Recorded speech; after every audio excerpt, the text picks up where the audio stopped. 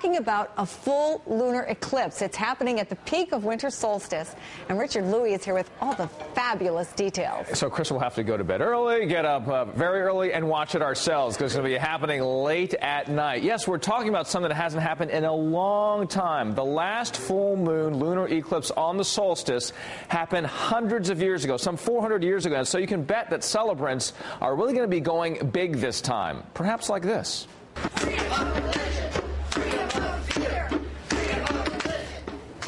All right, now that you see there is a 30-minute Wiccan ritual from the Karelian Nativist Church International. One Wiccan high priestess told the Montreal Times this is a unique coupling of the masculine energy of the sun with the feminine energy of the moon.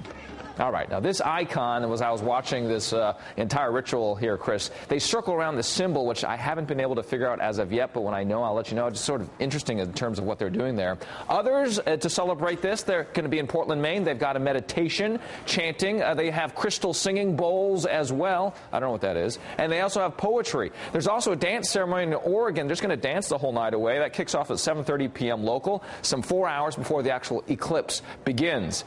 Now, this is what all the hullabaloo is about. Pretty simple. The sun, the earth, and the moon, they line up. We all know that. Again, a perfect line. This causes the earth to cast a huge shadow over the moon, causing it to look like this.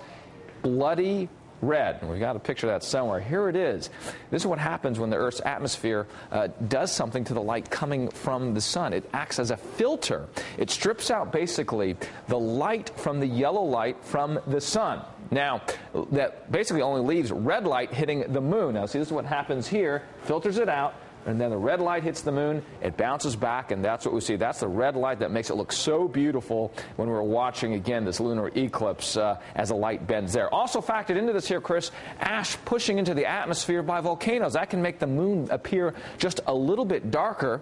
You can get a sense, though, of what all things that'll affect it. And, Chris, no matter how you're going to mark this first in, let's say, 400 years or so with kids or with friends, or, you know, maybe a ritual like this or two, the start time is 1:33 a.m. Eastern Time. It ends at 5:01 a.m.